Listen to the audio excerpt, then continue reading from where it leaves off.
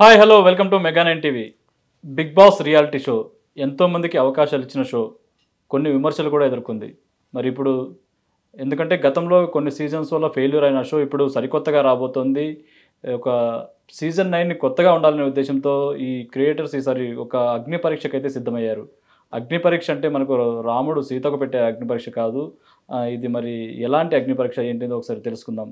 ఈ అగ్ని పరీక్షకు వెళ్ళొచ్చిన నర్సాయి తాత ప్రస్తుతం మనతో పాటు ఉన్నారు. ఆయన అడిగి ఈ అగ్ని పరీక్ష ఎలా ఉండింది ఏంటి అనేది తెలుసుకుందాం. హాయ్ అండి. శరణార్థి పిల్లగా. ఈ బిగ్ బాస్ ఇప్పుడు సీజన్ 9కి వచ్చేసింది. అందులో ఇప్పుడు అగ్ని పరీక్ష అని కొత్త కాన్సెప్ట్ పెట్టారు. ఆ అగ్ని పరీక్షకు మీరు వెళ్ళొచ్చారు. ఆ వీడియో కూడా వైరల్ అవుతుంది. అవకాశం ఎలా వచ్చింది అసలు? ఇక తాత నేను ఈ మధ్యకాలంలో ఇక వార్తలు అయ్యో ఇయ్యో నా జనాలకి ఉరుకుతున్నాయి. ఇక పసిగట్టినట్టు మొత్తానికి ఇక గదేందో పట్ట చేసుకొని 3 నిమిషాల వీడియో పంపుర్రి అంటే పంపిన. ఏం పంపారు ఆ వీడియోలు?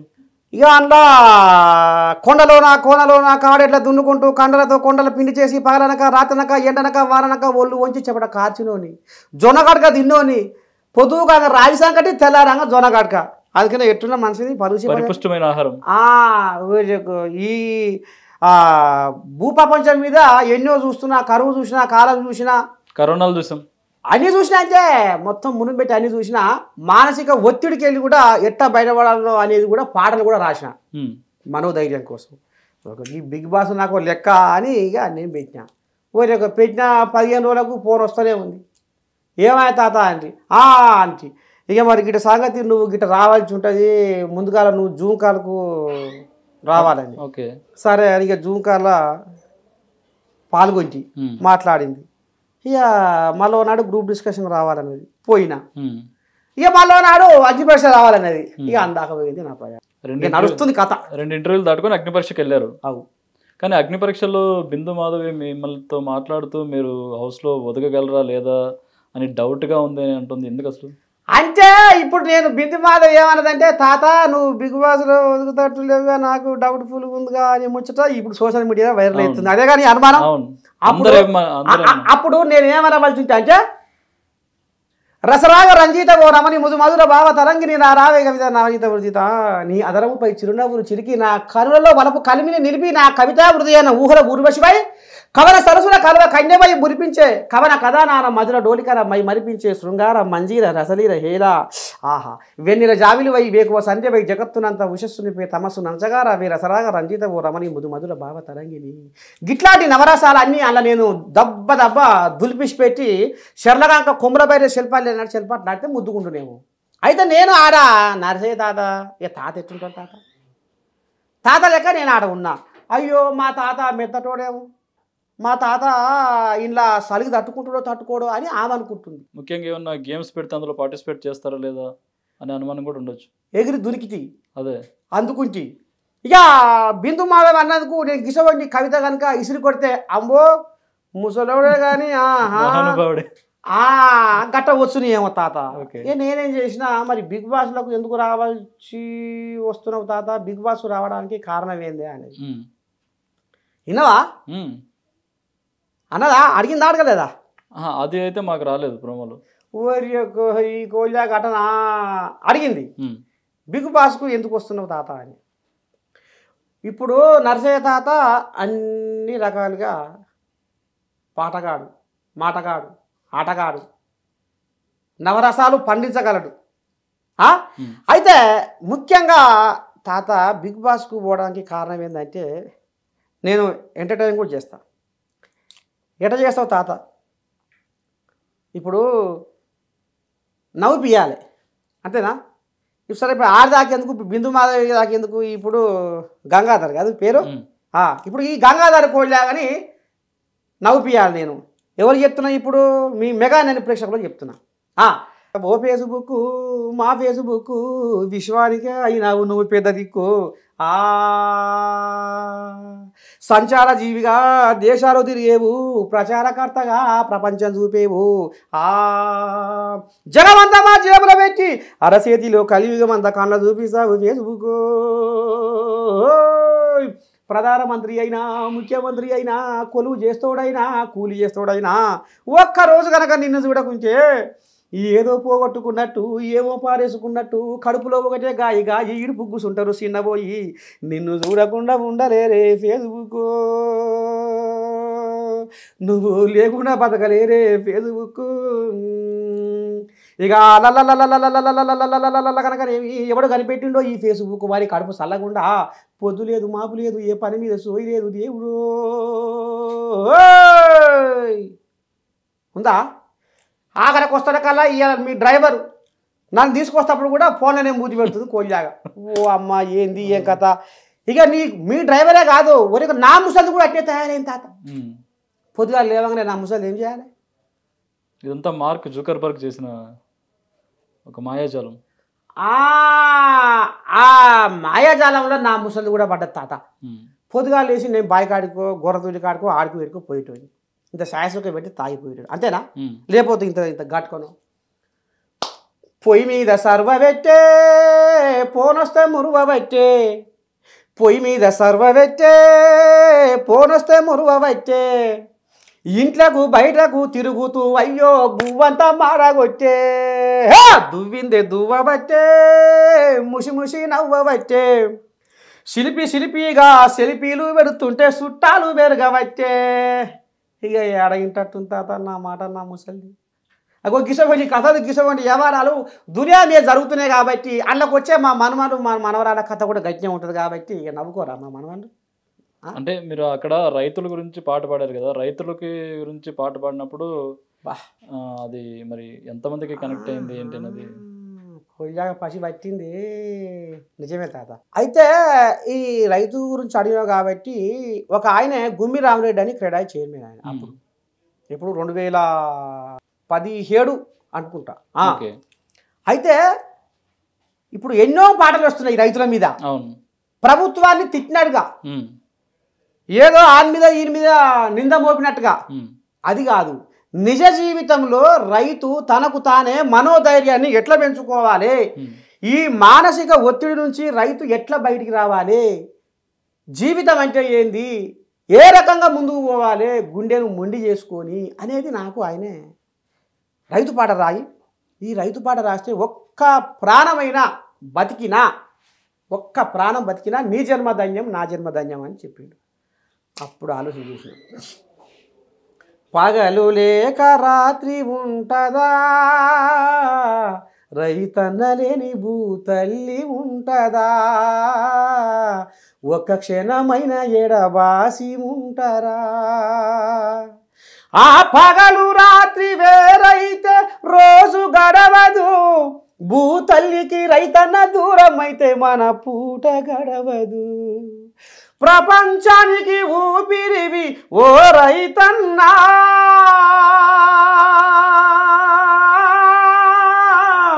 ఆ ఊపిరే ఆగిపోతే మా బతుకెట్లన్నా సృష్టికి మెతుకెట్లన్నా ఇలా వాడిందంటే లాస్ట్ వేసి లైన్ అయితే ఇలా తాత నీ వార్త విన్నా ఈ చరణానికే ఆ రైతు బతికిండు ఏ రైతు బతికిండు గుంటూరు జిల్లా నీ వార్త విన్నా ఈ వన్యప్రాణులు మేతకు బాసేనే రైతన్న నువ్వు లేవని పల్లె తల్లి వన్నే దప్పిసిన్న బాయే రైతన్న నీ ఆలి బిడ్డల జీవితమంతా అంధకారమాయే రైతన్న కంట నీరు తీసి పంట పొలము కుమిలి కుమిలి ఏడ్చే రైతన్న చెప్పలేని బాధతోటి కుప్పగూలినావన్నా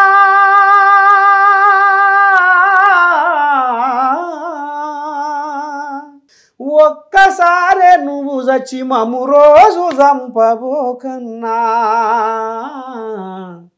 ఇది ఈ చరణమాయాన్ని బతికించగలిగింది అయితే గుంటూరు జిల్లా వేమూరు మండలం ఆయన పేరు చెంచయ్య చచ్చిపోతా ఈ భూమి మీద నాకు ఇక నూకలు జల్దాయి నేను బతుకా అని ప్రాణం మీద ఆశ వదులుకొని పోతుంటే బస్సులో పోతుంటే గిటనే సోపతిగా ఎవరో నియాసంటోళ్ళు పంపిస్తే తోడో ఏదో పంపిండి ఎవరా అని ఇక నేను చచ్చిపోయే ముందు చూసి చచ్చిపోతా అని చూసిండాడు బా ఈ పాట విని ఈ చరణానికి ఈ లైన్కు 9 నిమిషాలు ఉంటుంది తాత ఈ పాట 9 నిమిషాలు ఉంటుంది ఆయన బతికి నాకు ఫోన్ చేస్తాడే అలా నా నెంబర్ ఉంటుంది ఓకే నర్సయ్యనా నేను పలానా మనిషిని మాట్లాడుతున్నా, పలానా జిల్లా, పలానా ఊరు, మీ రైతు పాట విన్నా, బాగుంది, నేను బతికినా, నా ప్రాణాన్ని కాపాడినా, నువ్వు ఏడ ఉన్నావో చెప్పు, నేను కలుస్తా అంటాడే ఫోన్ చేసి.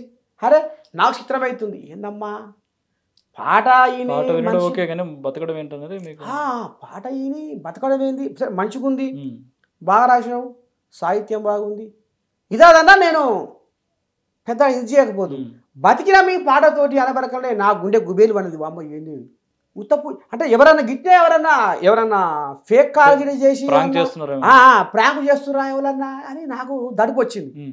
మళ్ళీ చేసిన ఫోను, అరే ఇదేదో ఉన్నది, మీరు ఎక్కడ ఉన్నారో చెప్పు, నేను కలుస్తా. ఒకసారి 2 సార్లు ఉంటుంది, ఈ ఊరికే ఫోన్ చేస్తున్నా అంటే ఏదో ఉంది అని. సరే నేను అప్పుడు హైదరాబాద్లో ఉంటున్నా, యూసుఫ్గూడలో, రహమత్ నగర్లో ఉంటున్నా, ఇక సంగతి అని వచ్చిండు. అయితే వెనకటికి ఆ పాట రికార్డింగ్ చేపిస్తే, రైతు పాట రాస్తే, ఒక్క ప్రాణం బతికినా నీ జన్మ నా జన్మ ధాన్యమే అని అన్నాడు చూడు గుమి రామరెడ్డి అంటే. ఆయన మాట నాకు గుర్తుకొచ్చింది. అరే పలానా నాడు సార్ అన్నాడని వెంబడే ఫోన్ చేసిన, పలానాడు మనం గిట్లా అనుకుంటాం కదా సారు, ఇక మరి ఒక పాట విని ఒక మనిషి బతికిండు గిట్లా వచ్చిందని తీసుకురా అన్నాడు. అలా ఆఫీస్ గచ్చిబౌలి ఉంటుంది, గచ్చిబౌలి ఇక పోయినాం. పోయే వరకనే వాళ్ళ సిబ్బంది ఇంకా ఆయన సూట్స్ అంటే మా ఊరు కూడా వచ్చి దానికి ఏదో ఆ సార్ కాడికి చందా విషయం కాడికి వచ్చి దాదాపు 60-70 మంది అయ్యారు. అందులో వచ్చి నరసయ్య పాట వాళ్ళని బతికిన, ఈ పాటను రికార్డింగ్ చేయించిన, ఆయన పేరు కూడా ఉంది అలా గుమ్మి రామరెడ్డి నిర్మాత. ఆయనకు నరసయ్యకు నా ధన్యవాదాలు. నేను పాట విని బతికిన, నాకు మనోధైర్యాన్ని కలిగించింది, నన్ను మానసిక ఒత్తిడి నుంచి బయటికి తీసుకొచ్చింది పాట అని. ఇక ఏమంటే చెప్పేవరకు అంతా రికార్డింగ్గా ఉంది మీకు అది. ఇక వా ఇక నువ్వు గంగాధరు నువ్వు ఎట్ట చెప్పినా ఇంట కానీ పాటలో ఇంత శక్తి ఉందా, అయితే ఈ పాట ఇంతతో ఆగిపోవద్దు, ముందుకు పోవాలి, కొనసాగించాలి, జనాలలో చైతన్యం తీసుకురావాలి, జనాలలో మార్పు తీసుకురావాలి, సమాజంలో మార్పు తీసుకురావాలి అని. ఇక ఆ రకంగా గుండెల ఎట్లా ఎట్లా ఎట్లా అయితే నాకు తెలియకుండా ఇంకే ఎంతోమందిలో నా పాట ప్రభావితం చేసింది, మార్చగలిగి ఒక శక్తి అయింది నా పాట. ఈ పాట ఇట్లా ఆగొద్దు, ఎట్లా పోవాలి ముందుకు అంటే, బిగ్ బాస్ అయితే అది చాలామంది కోట్లలో చూస్తారు కాబట్టి అది చాలామందిలో మార్పు తీసుకురావడానికి నాకు అది వేదిక అయితట్టుందని అట్లా ఆలోచన చేసిన. అందుకనే నేను బిగ్ బాస్కు రావడానికి పూనుకున్నా అనేది కూడా అలా చెప్పింది. కానీ బిగ్ బాస్ కంటే సినిమాల్లో ఎవరన్నా ఇప్పుడు పెద్ద స్టార్ హీరోలకి ఒక పాట ఇలాంటిది పడితే అది ఇంకా ఎక్కువ ప్రభావితం చేస్తుంది కదా. ఇప్పుడు మొగలే గారు ఒక పాట రాశారు, అది పవన్ కళ్యాణ్ సినిమాలో పెట్టారు. అట్లా ఏదన్నా ఒక మంచి సినిమాలో, మంచి పెద్ద హీరో సినిమాలో మీ పాట పడితే ఇంకా ఎక్కువ మందిని ప్రభావితం చేస్తుంది కదా. ఏది మరి నాకు తోవేది, నువ్వు చూపిస్తావా తోవా, రాస్తా. నువ్వు ఒక డైరెక్టర్ని కలిపి, ఒక నిర్మాతను కలిపి, వాళ్ళు నచ్చే విధంగా, మెచ్చే విధంగా వాళ్ళకు కావలసిన సాహిత్యం అందిస్తా. వాళ్ళకు కావలసిన సాహిత్యంతో యతి ప్రాసలు కలిపి పాట రాస్తా.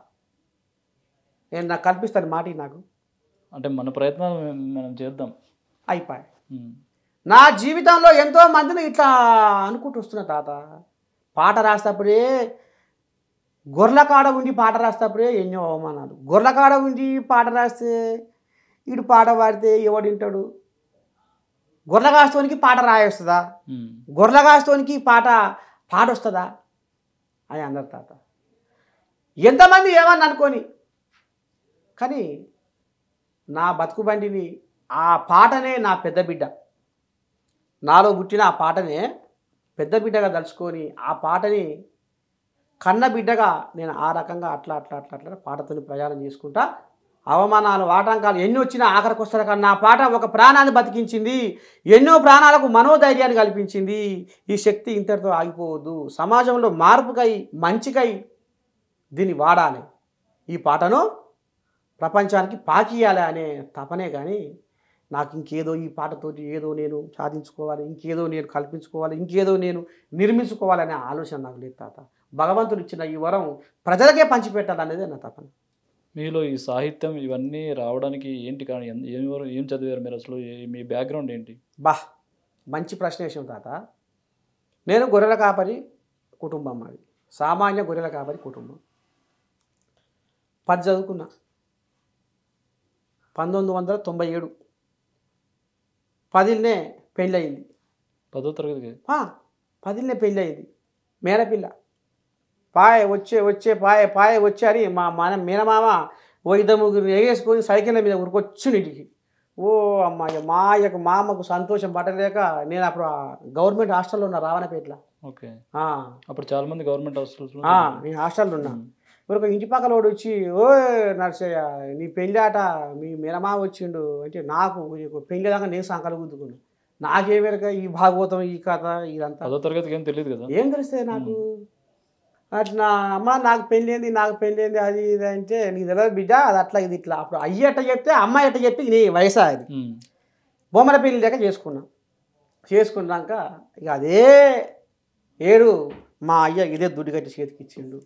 ఇక నడువు బిడ్డ గొరకాడతాను. అయ్యా నేను చదువుకుంటా, మంచిగా చదువుకున్నా. 10వ తరగతిలో కూడా 441 మార్కులు వచ్చినాయి ఆనాడే. అప్పుడు ఓకే వచ్చినాయి. ఇక చదివి ఉద్ధరించేది ఏంది, ఇంకా నువ్వు కొలువు చేసేది ఉంది అయ్యా, నడువు గొరక నడువు అంటే ఇక ఆ గొర్రెకాడికి పోతూ ప్రకృతి ఆ చెట్ల కొమ్మల గలగల సప్పుడు సంగీతంగా నాకు చెవులో పడ్డది తాత. ఆహా అని అప్పుడు ఒక చెట్టు కింద కూర్చుంటే ఏదో ఒక శినుకు మీద పడ్డట్టు, అంటే ఆ చెట్టు ఏడ్చినట్టుగా నాకేదో అట్లా అనిపించింది. కాపాడే మన కన్నా అడవి తల్లి మీద కన్నీరే పెడుతుంటే కనికరమే లేదా, ఓ మనిషి పచ్చని ప్రకృతికి మిత్రులమౌదామురా, జీవ వైవిధ్యాన్ని కాపాడుదామురా అంటే ఈ పాట తొలిదమరం ఏం రాలేదు తాత. కొన్నాళ్లకు నేను పాటలు చిన్నగా, ఇప్పుడు గంగాధరుడు యాంకరు నర్సయ్య తాతను ఇంటర్వ్యూ చేస్తుండు. గంగాధరు పిలిచిండు నర్సయ్య తాతను, ఇంటర్వ్యూ చేస్తుండు నర్సయ్య తాతను అంటే ఇది మామూలు పదాలతో ఫస్ట్ రాసుకున్న తర్వాత అంటే అప్పుడు నాకు సాహిత్యం ఏ పట్టలేదుగా. ఓకే. కొన్నాళ్లకు ఈ రకంగా నా సాహిత్యంలో కొంచెం మెరుగుపడ్డది.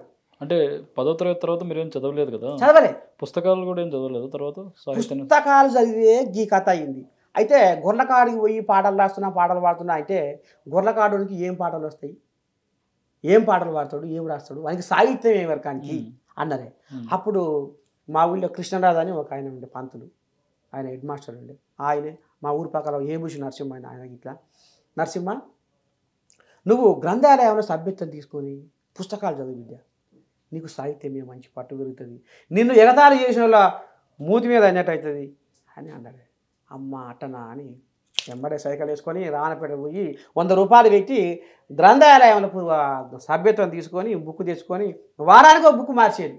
ఇవాళ సోమవారం పోతే చదివి బుక్ తెచ్చుకొని చదివి మళ్ళీ సోమవారం పోయి ఈ బుక్ ఇచ్చి మళ్ళీ ఇంకో బుక్ తెచ్చుకునేది. ఇట్లా పాటల మీద బాగా పట్టుదా, పదాల మీద సాహిత్యం మీద బాగా పట్టు సంపాదించుకున్నా. అప్పుడు ప్రపంచ తెలుగు మహాసభలు 2012లో 13లో జరిగినాయి. కిరణ్ కుమార్ రెడ్డి ఉన్నాడు అప్పుడు ముఖ్యమంత్రి ఉమ్మడి ఆంధ్రప్రదేశ్లో. ఇక నీకెందుకు తాత తెలుగు భాష మీద పాట రాసి పాడితే నీ దండం పెట్టి మొయ్యిన మూత మోగింది. మన తెలుగు మల్లె పువ్వులా పరిమళించెరా, ఈ తెలుగును శ్వాసిస్తూ మనసు పులకరించెరా, మన తెలుగు మన తెలుగు మన తెలుగు, ఈ తెలుగులోనే ఉన్నది మన వెలుగు మన వెలుగు, తెలుగు సొగసు సుకుమారం, తెలుగు మనసు మమకారం, తెలుగు పదము నయగారం, తెలుగు ధనము మనోహరం, మన తెలుగు విరబూసిన సిరిమల్లెల తోటరా, వసంతములో తీయనైన కోయిలమ్మ పాటరా, పరాయి భాష కిరాయి లాంటిది, తెలుగు భాష తేనె లాంటిది, అమ్మ భాష ఉమ్మ నీరు లాంటిది, మాతృభాష మంచు కొండ లాంటిది, మన తెలుగు మాటల మూట విప్పితే తీయదనమురా, ఈ తెలుగు భాష గొప్పతనము తెలుసుకోరా. సూపర్. లాస్ట్కు అండ కూడా ఈ పాట వాయిన తాత. బిగ్ బాస్ అగ్ని పరీక్షల ఆడిషన్స్లో కూడా ఈ పాట వాయిన. అమ్మ ప్రేమ లాంటి కమ్మనైనది తెలుగు భాషరా, పుడమిలోన పుట్టి పీల్చే శ్వాస తెలుగు భాషరా, పుష్పమల్లే పరిమళించును తెలుగు రాగము, పాడుతుంటే మరి పరవశించును తెలుగు గానము. ఇంగ్లీషు చదివి తెలుగు మరచిపోకురా, తెలుగు తల్లి కీర్తి జగతికి చాటి చెప్పరా. తాత నువ్వు ఒక మాట చెప్పు, నిజంగా ఇప్పుడు తెలుగు భాష మీద అంత ఉన్న అదే సోయి. అసలు తెలుగు భాష అంటే ఏంటో కూడా చాలామంది తెలియదు. మరి ఎట్లా తాత? పోరగాళ్ళకు ఇప్పుడు నర్సే తాత కొన్ని కొన్ని మాటలు మాట్లాడుతుంటే ఇప్పటి పోరగాళ్ళకు అర్థమే అయితే లేదు. అవును, నాకు ఒకటి అనిపిస్తుంది, మీరు గొర్రెలు కాపరు కదా, గొర్రెలు తోలుకొని వెళ్తున్నారు వాటికి మేత కోసం, కానీ అవి పచ్చిక బయలను మేతగా మేస్తాయి, మీరు పుస్తకాల్లో ఉన్న అక్షరాలు మేతగా మేసినట్టు అనిపిస్తుంది. అమ్మా మన రోమాలు నిక్కపడిచినాయి ఒకటే పారి. అవు అంటే పుస్తకాలు చదివే మీరు ఇవన్నీ ఎత్తి ప్రాసలు ఇవన్నీ నేర్చుకున్నారు. మరి అంతేగా తాత, 10 చదివినోనికి సాహిత్యం ఏమొస్తుందంటే ఎట్లా నేను నిరూపించుకోవాలి, ఒక కవిగా, ఒక రచయితగా, ఒక గాయకుడిగా నన్ను నేను ఎట్లా నిరూపించుకోవాలి ఈ లోకానికి అనేది గట్టి పట్టుదల తాత. కన్నీళ్ళు కష్టాలు అన్నిటిని ఓర్చుకున్నా. అయితే అదే పాట కోసం పట్నం హైదరాబాద్లో అడుగు పెట్టినా. పట్నం హైదరాబాద్ అడుగు పెడితే ఇదే రోడ్ నెంబరు ఈ బసవతారకం క్యాన్సర్ హాస్పిటల్ పక్క పొంటి అప్పుడు గజ్వేల్ వేణి అని ఒక స్టూడియో ఉంది. ఆ స్టూడియోకు పాట రికార్డింగ్ చేయించాలి. అప్పుడు ఎప్పుడు నిర్భయ రాబందుల రాజ్యంలో కామాందుల చేతుల్లో బలి అయిన ఆడపడుచులెందరో, ఈ మానవ మృగాలను పాతాళము తొక్కేటి కాలాలు ఎప్పుడు రానున్నాయో. మీరు రాసిన పాటను నేను వాడే ప్రతి పాట నేను రాసిందే. ఓకే. ఆ బ్రహ్మ ఈ బొమ్మని ఎట్లా చెక్కెరో, నా స్వామి రంగవల్లు తిమ్మిరెక్కెరో, దీని వంపు సంపు చూసి తట్టుకోనురో, దీని కట్టుబట్టు కథ నాకుందిరో. సినిమాల్లో ఇలాంటివి బాగా వెళ్తాయి కదా. ఏపుకొచ్చి కన్నె పిల్ల ఊపుతుందిరో, సూది లాంటి సూపుతోటి సంపుతుందిరో, పిడికడంత నడుము చూడు ఊగుతుందిరో, గుండెలోన కోరికే మొర్రేగుతుందిరో, జిలేబీ లాంటి బాలె గులాబీ గుమ్మరో, రోజంతా చూసిన మోజురిరదురో. ఇవన్నీ అప్పుడు రాసుకునే పాటలే. అయితే ఈ పాటలు రికార్డింగ్ చేయించాలి.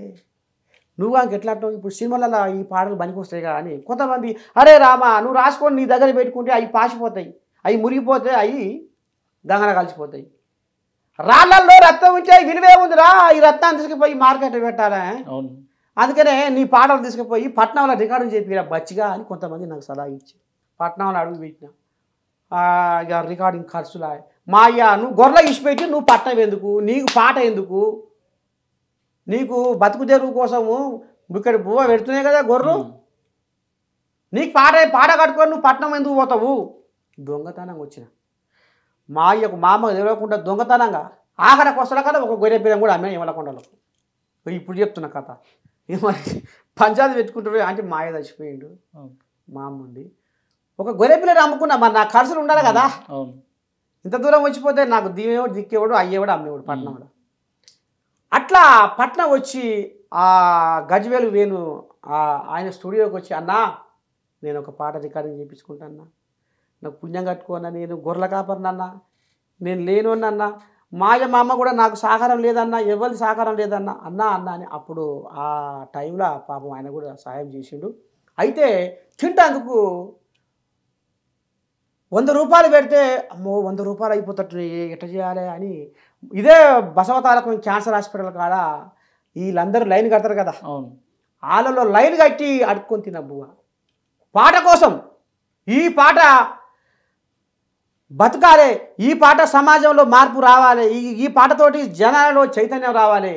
ఈ పాట సరస్వతి ఎందుకు ఇచ్చిన, ఒక్కొక్కసారి నాకు నేనే మస్తు దుఃఖం చేసుకొని ఏడ్చేది, తల్లి ఎందుకు ఇచ్చినావు ఈ పాటని, ఈ పాట నువ్వు లోపల ఏదో ఒక ఆలోచన కలిగిస్తే నాకేమో రాయాలనిపిస్తుంది.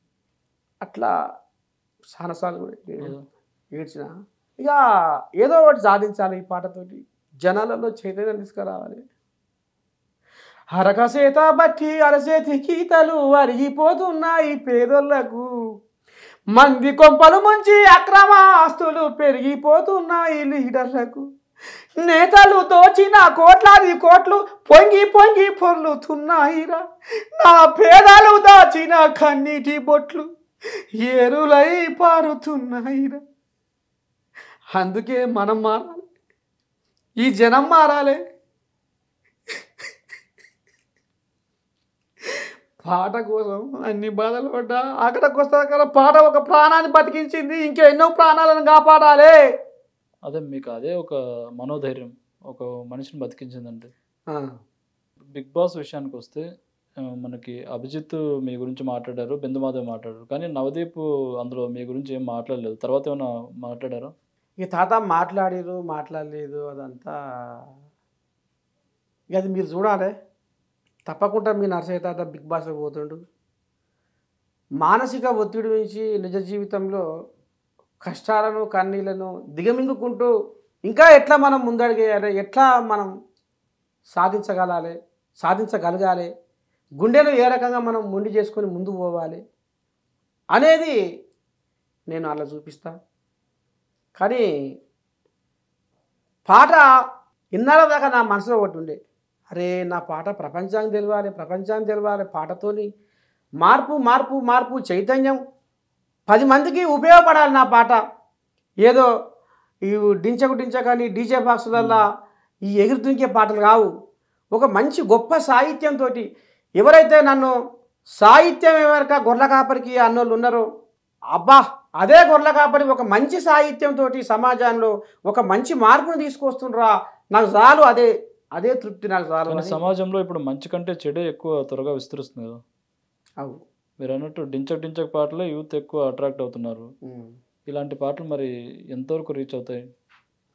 ఇక అది ఇప్పుడు కోలమోగం పిల్ల పూల రైకా తొడిగి కొప్పున పూలెట్టి లంగవు నీగటి ముత్యాల చేతులతో ఆ పిల్ల ముగ్గులు వేసిందిరా, ముసి నవ్వులతో నన్నేమో కొంటెగా చూసిందిరా.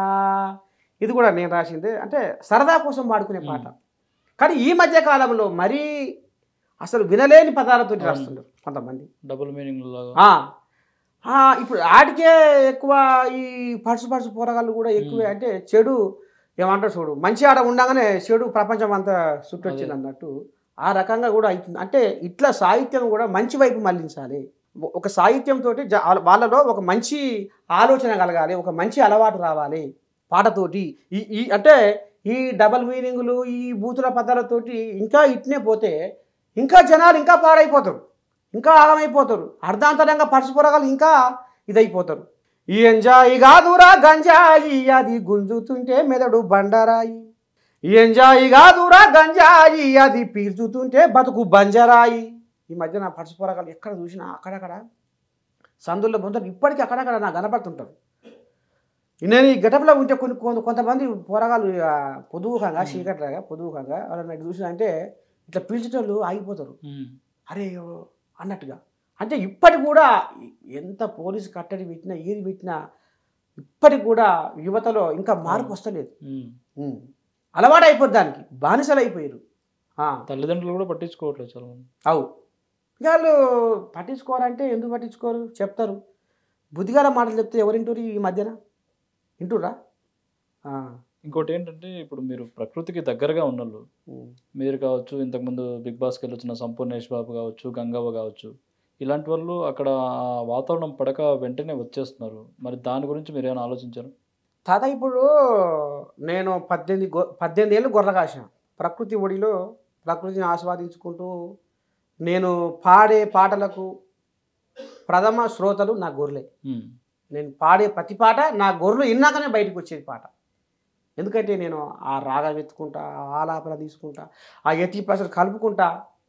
ఇప్పుడు మీకు తెలియదు ఏం లేదు, ఒక తల్లి ఒక బిడ్డను కనాలంటే ఎంత ప్రసవ వేదన అనుభవించాలనో ఇప్పుడు నేను ఎలాగ ఏడ్చుకుంటా ఆ పాట, అంటే ఎంత దుఃఖం నాలో ఉంటే విన్నావు కదా, మనం ఫీల్ అయితేనే వస్తుంది అది.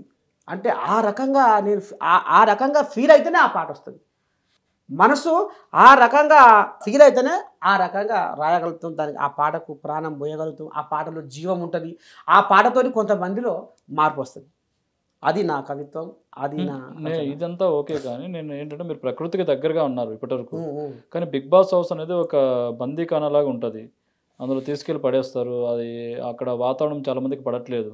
సంపూర్ణేష్ బాబు ఆయన కూడా వచ్చేసారు. గంగవ్వ కూడా ఎక్కువ రోజులు ఉండలేక వచ్చేసారు ఆ వాతావరణం పడలేక. మరి ఆ వాతావరణాన్ని మీరు ఎలా తట్టుకుంటారు? నేను తట్టుకుంటా కదా.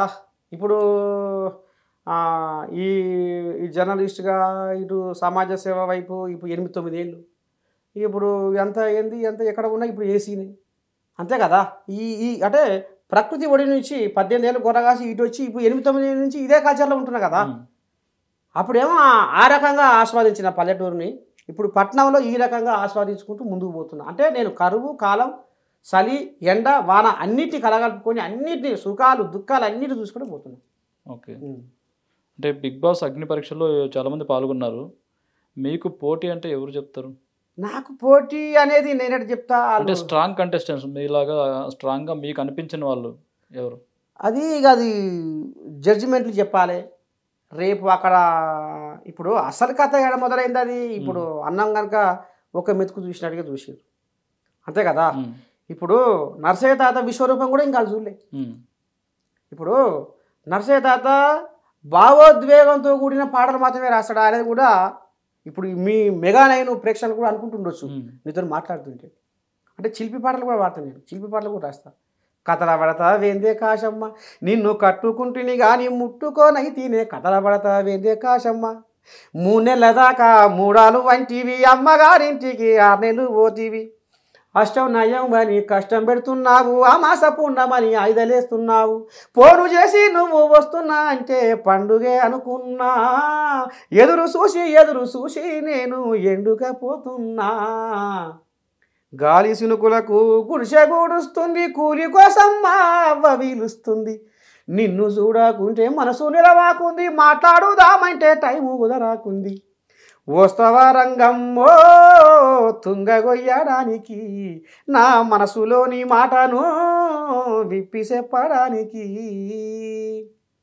చిత్రరేఖకుని కంచెలో కులుకులొలికిన కలిగివా శిల్ప భావన విలుమల నాట్యాల సిగ్గులొలికిన ముగ్ధ మోహినివా మధురిమ భావాల మైమరచి పాడిన ప్రణయరాశివా ప్రభాత గీతివా ఏమని పిలవలే.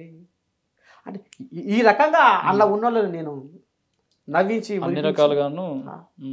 ఇంకోటి ఏంటంటే మనం గతంలో చూసుకుంటే వి హనుమంతరావు ఆయన బిగ్ బాస్ మీద కొన్ని చేశారు. అలాగే ఇంకొక సిపిఐ ఆయన సిపిఐ నారాయణ గారు ఆయన కూడా బిగ్ బాస్ షో అసలు ఇది మన తెలుగు సంస్కృతిని చెడగొడుతుంది, ఈ అంతా ఆడ మగ వాళ్ళందరినీ కలిపి ఒక రూమ్లో వేయడం ఏంటి అని బిగ్ బాస్ షో మీద విమర్శలు చేశారు. అసలు మీకు ఏమనిపించింది? అసలు ఈ షో అవసరమా అనిపించిందా ఏంటి అసలు? అంటే తాత ఇప్పుడు ఈ కట్టె ఉంది, ఆ దుడ్డు కట్టె ఉంది, దీన్ని మంచికైనా వాడుకోవచ్చు చెడుకైనా వాడుకోవచ్చు. ఇప్పుడు నాకు ఇది నేను ఎక్కడ పోయినా నాకు ఇది ఆసరా, నాకు గన్మెన్ లెక్క, నేను కింద పడకుండా. మరి ఇది ఇంకా వేరే పని కూడా చేయవచ్చు. ఇప్పుడు ఎవరైనా గాడబోతుంటే అల్పసంతానికి అదో ఇదో అనుకుంటా మాట వచ్చి అంటే అంతలంతలే అంటే క్షణిక ఆవేశంలో కూడా ఏదైనా చూసి కట్టెత్తారు అంటే చూసినావా. అంటే ఇదే కారణాన్ని 2 రకాలుగా వాడుకోవచ్చు. మనకు ఆసరగా మనల్ని కాపాడే తీరుగా, లేకపోతే ఎదుటి మీద దౌర్జన్యంగా ఇంకేమైనా చేయడానికి కూడా ఇది అంటే మంచికి చెడుకి రెండింటికి వాడుకోవచ్చు. ఇప్పుడు రకరకాల మనుషులు ఇప్పుడు వాళ్ళకి కావాల్సింది అదే కదా, రకరకాల మనుషులు ఒక్కొక్కరి గుణం ఒక్కొక్క రకం ఉంటుంది, ఒక్కొక్కరి గుణం అంటే సమాజంలో ఎంతమంది ఎన్ని రకాలుగా అనేది ఇక మరి వాళ్ళకి అట్లా ముందలు పోతున్నారు. దానికి కూడా జనాలు అలవాటు అయ్యారు అంతేనా. ఓకే మరి అది ఇప్పుడు నర్సయ్య తాత ఎలాగనే ఒక పాట పడినది మారాల్సింది జనాలు నాయకులు కాదు, ఎలక్షన్ల ముందర వస్తారు ఇది అదో చెప్తారు అవతల పడతారు, మళ్ళీ నీకు తెల్లారి ఒక్క పిల్ల ఉపయోగాడు అసలు నేను పట్టించుకోను. అప్పుడు ముందర ఓట్ల ముందర కడుపులో తలకాయ పెట్టి ఆఖరికి వస్తారు కదా అటు ఇటు చూసి కాలు కూడా పట్టుకుంటారు, ముడ్డు కూడా కడతలేదా. ఒక ఆయన గడ్డం కొరుకుతాడు, ఒక ఆయన ముడ్డి కడుగుతాడు, ఒక ఆయన బట్టలు వింటాడు, ఒక ఆయన బాసన్లు తవ్వుతాడు, ఒక ఆయన బువ్వ తినిపిస్తాడు. ఏది తర్వాత ప్రాణాల మీదకి వచ్చిందని కూడా కనిపించరు జాడ పత్త. అందుకనే మనుషులు మారాలి. అంటే బిగ్ బాస్లో ఇప్పటివరకు చాలా సీజన్స్ వచ్చాయి, 8 సీజన్స్ వచ్చాయి. మీరు అంతకుముందు సీజన్స్ ఏమైనా చూసారా? అంతకుముందు సీజన్స్ అంటే పెద్దగా దీని మీద ప్రత్యేకంగా ఏం చూడబోతాక బిగ్ బాస్ అనేది ఎట్లా ఉంటుందని తెలుసు, అందులో కథ ఏంది తెలుసు, ఏ రకంగా ఆడిస్తారో తెలుసు, ఆడతారో తెలుసు, అంత కథ తెలుసు. కానీ నాకు అంతగా నేను పర్టికులర్గా ప్రత్యేకంగా దీన్ని అంతగా అని అట్లా అంత చూసిన దాఖలాలు. అంటే చాలామంది మిత్రులుగా వెళ్ళి శత్రువులుగా బయటకు వచ్చారు, గొడవలు పెట్టుకున్నారు, చాలా జరిగాయి అందులో. ఇక అంతా డ్రామే కదా, అదంతా నటనే కదా, అంత స్క్రిప్టెడే కదా. ఇక స్క్రిప్టెడ్ అంటే వాళ్ళు ఇది చేస్తారని నేను అనను. ఇక ఇక అట్లా ఇక నడుస్తుంది కథ. ఇప్పుడు సీరియల్ తీస్తాడు, సినిమా తీస్తారు, ఇప్పుడు అది నడవాలంటే ఏదో ఒకటి అక్కడ కలిపియాలిగా, అంతేనా కాదా? అంతే. ఇక మరి ఏదైనా గంతే ఉంటుంది. ఓకే. ఈ అగ్ని పరీక్ష మీకు ఎలా అనిపించింది? అంటే స్క్రిప్టెడ్ లాగా అనిపించిందా? మీ ఎమోషన్స్ మీరు పలికించడానికి సరైన వేదిక అనిపించిందా ఏంటి? అగ్ని పరీక్ష నేను నిజంగా నర్సయ్య తాత బయట ఎట్లా ఉంటాడో గదే మాట్లాడిన తాత. నేను అక్కడ డ్రామాలు చేయలేదు, నేను అక్కడ యాక్టింగ్ చేయలేదు. నిజ జీవితంలో సామాజిక సేవలో నేను లోగో పట్టుకొని ఏ రకంగా ప్రజల కాడిపోయి ప్రజల సమస్యలను తెలుసుకుంటూ లీడర్లతో మాట్లాడించుకుంటూ అసలు సమాజంలో ఏం జరుగుతుందో అనేది లోకానికి తెలుపుకుంటూ ఈ రకంగానే నేను ఎట్లయితే ఉన్నానో బయట అన్న వెనక కూడా గదే ఉన్నా, గదే గీయే మాటలు చెప్పిన. ఓకే. అంటే మీకు ఇప్పుడు సామాన్యుడి కేటగిరీ నుంచి తీసుకుంటున్నారా, సెలబ్రిటీ కేటగిరీ నుంచి తీసుకుంటున్నారా? సామాన్యుడు. సామాన్యుడే అంటే మీరు ఇప్పుడు సామాన్యుడు కాదు కదా, సెలబ్రిటీ కదా. ఎట్లా సెలబ్రిటీ? నేను ఇప్పటికి గొర్రెలే కాస్తున్నాగా. అంటే నాకు ఇప్పటికి గొర్రెలు ఉన్నాయి.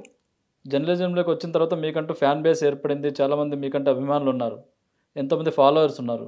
అప్పుడు మీరు సెలబ్రిటీ కదా వాళ్ళ దృష్టిలో. ఇప్పుడు నేను ఏమంటున్నా తాత, ఇప్పుడు గంగాధరు కెమెరామెన్ పేరు ఏం పేరు, ఇప్పుడు ఆయనే గీనే 10 మంది తెలిసినంత మాత్రాన 10 మంది నర్సయ్య శభాష్ అన్నంత మాత్రాన నాకు తృప్తి లేదు కదా. ఓకే. ఇప్పుడు గంగాధర్కు నా గురించి తెలుసు, అరే నర్సయ్య తాత ఇంత మంచిగా పాటలు రాస్తుండు, ఇంత మంచిగా పాటలు పాడుతుండు, అరే ఇది సమాజానికి అక్కడికి వచ్చే ఈయన కాడ పాటలే ఉన్నాయి అనేది నీకు తెలుసు. మరి ప్రపంచంలో ఎంతోమంది ఉన్నారు, ఎన్నో రకాల మనుషులు ఉన్నారు, కోట్ల మంది ఉన్నారు, మరి ఇలా తెలియాలి కదా, అంతేనా కాదా? అంటే ఇప్పుడు నర్సయ్య తాత ఎప్పుడైతే ఏ స్థాయి నుంచి ఇప్పుడు ఏ స్థాయికి వచ్చినా నర్సయ్య తాత ఇప్పటికీ గొర్రెల కాపరే. ఎందుకంటే నా ఇంటికాడ ఇప్పటికీ నాకు గొర్రెలు ఉన్నాయి. నేను ఆదివారం వచ్చిందంటే గొర్రెల కాడికి పోతా. ఓకే. ఇప్పటికే ఆదివారం వచ్చిందంటే నా గొర్రెల కాడికి పోతా. ఓకే. అంటే బిగ్ బాస్లో ఇందాక అనుకున్నట్టు స్క్రిప్టెడ్ అన్నారు, మరి ఆ స్క్రిప్టెడ్లో మీరు ఏదైతే జనాన్ని చైతన్యపరచడానికి మీ దగ్గర పాటలు ఉన్నాయో వాటిని పాడే అవకాశం బిగ్ బాస్ అంటే నేను వాళ్ళ అంతరంగిక వ్యవహారాలలో నేను ఎందుకు మాట్లాడతాను, వాళ్ళు ఎట్లు ఇస్తారో ఏం చెప్తారో ఏం కథ అనేది అది లోపలికి ఇంట్లో పోయినాక ముచ్చటది, అంతేనా? ఇక అక్కడ పోయినాక కథ ఎట్లా ఉంటుంది, ఏంది ఏం కథ అనేది జనాలు నిర్ణయిస్తారు. ఓకే. అంతే కదా. అరే వీడి లోపల ఏం జరుగుతుంది, అసలు ఏంది కథ, ఎవరి ప్రవర్తన ఎట్లా ఉంది, ఎవరు నిజాయితీగా పోతున్నారు, ఎవరు డ్రామాలు ఆడుతారు, ఏంది అంతా జనాలనే పెట్టారు కదా, అంత జనాలే నిర్ణయిస్తారు. ఫైనల్గా బిగ్ బాస్ సీజన్ 9లోకి మీరు వెళ్తారని కాన్ఫిడెన్స్ మీకు ఎంతవరకు ఉంది? నాకు 100% ఉంది. ఓకే. నాకు నాగార్జున కాడికి వెళ్ళి కూడా ఫోన్ వచ్చింది, ఖచ్చితంగా నువ్వు యుద్ధానికి సిద్ధంగా తాత అన్నట్టుగా. ఓకే. నాకు 100% ఉన్నది. ఆ భగవంతుడు కూడా ఒక 30 ఏళ్లకు నా పాటకు అంటే ఏదైతే నేను కలలుగన్నానో, ఏదైతే నా పాట ప్రపంచవ్యాప్తంగా జనాలలో ప్రభావితం చేయగలగాలన్న ఏదైతే కలలుగన్నానో అది నిజం కాబోతుంది. ఖచ్చితంగా అందులో అలరిస్తా, నవ్విస్తా, మురిపిస్తా, వాళ్ళు పెట్టిన టాస్కులు గేములు అన్నీ ఆడతా ఖచ్చితంగా. కానీ నర్సయ్య తాత పాటలో ఒక జీవం ఉంటుంది, నర్సయ్య తాత పాటలో ఒక శక్తి ఉంటుంది అనేది మాత్రము ప్రపంచ దేశాలకు తెలుస్తుందని నేను అనుకుంటున్నా. ఆ అవకాశం కూడా పక్క నాకు వస్తుందని 100% నమ్ముతుంది. సూపర్. మీరు హౌస్లోకి ఎంటర్ అయ్యడానికి అయితే 100% కాన్ఫిడెన్స్తో కనిపిస్తున్నారు. మరి కప్పు కొట్టే విషయంలో కాన్ఫిడెన్స్ ఎంతవరకు ఉంది? ఇక అది జనాలు, అది నాకు నేను డప్పు కొట్టుకోవడం, నాకు నేను గొప్పలు చెప్పుకోవడం అది పద్ధతి కాదు, అది ప్రజలు నిర్ణయించాల్సిన వ్యవహారం అది. ఓకే. అంటే నర్సయ్య యాదవ్ నుంచి నర్సయ్య తాత పెట్టుకోవాలని ఎందుకు అనిపించింది? ఎందుకంటే మీరు చాలా యవ్వనంగా కనిపిస్తున్నారు. మామ అలా అయినప్పుడు నర్సయ్య మామని పెట్టుకోవచ్చు కదా, తాత ఎందుకు పెట్టుకున్నావు? ఏది పిల్లగా గంగాధరు గిట తయారైంది. నువ్వు పొద్దుగా అయితే కానీ నువ్వు ఆఫీసుకు ఎవరు మీ CEO సార్ అన్నాడా లేకపోతే మీ చైర్మన్ సార్ అన్నాడా? అయితే నువ్వు పొద్దు పొడవుకే మగవాడివి ఉరికి రావాలన్నా, నీ పిల్లం ఇంటికాడ ఎంత బాధపడుతుంది, పొద్దుగాల పచ్చి పులుసులో పోసి పెట్టలేదని, పొద్దువికి పువ్వుల నీసి పెట్టలేదని పంచాయి పెట్టుకొని అడిగి ఓటలు తీరి నువ్వు ఆఫీస్కి వస్తావు మగవాడివి. అమ్మా అది నీకు తాతలే కనిపించిందా లేకపోతే యవ్వనంగా వచ్చి మనిషి మాట్లాడితే అనిపించింది తాతలకి అనిపించింది. మరి అయిపోయాయి. అదే నేను తాతకే నేను నా తీరు నా కథ అంతా అట్లా ఆ అమ్మవారు అట్లా బిడ్డ నువ్వు గిట్ల పో బిడ్డ నువ్వు ఓకే గీ తొగలవో గీ రీతిన పో అని నాకు అమ్మవారు అమ్మవారే కదా అదే సాక్షాత్తు. ఇప్పుడు నా మీద శక్తి అమ్మవారు ఉన్నది నా మీద. ఓకే అట్లా సూపర్. ఆల్ ది బెస్ట్ మీకు. మీ కాన్ఫిడెన్స్ నిజం అవ్వాలి, కప్పు కూడా కొట్టాలని కోరుతున్నా. జై నర్సయ్య తాత. మీ అందరి ఆశీర్వాదం ఉండాలి. మీ మెగా నేను యాజమాన్యానికి కూడా ప్రత్యేకంగా ధన్యవాదాలు. మరి మీకు గంగాధర్ కూడా మీ కెమెరామెన్లకు కూడా మీ సిబ్బందికి అందరికీ నా యొక్క శనార్థులు. మీ అందరి ఆశీర్వాదము మీ మెగా నేను ప్రేక్షకుల దీవెనార్థి కూడా నా మీద ఉండాలని కోరుకుంటున్నాను. Right, all the best. త్వరలో మీరు బిగ్ బాస్ హౌస్లో కనిపించాలి. రైట్, చూసారు కదా నర్సయ్య తాత బిగ్ బాస్ హౌస్లోకి వెళ్ళడం 100% పక్కా అని అంటున్నారు. కప్పు కొట్టేది కూడా 100% పక్కా అని మనం అంతా ఆశీర్వదించి అని పంపిద్దాం. ఇది వాళ్ళ ఇంటర్వ్యూ. చూస్తూనే ఉంటే మెగా 9 టీవీ.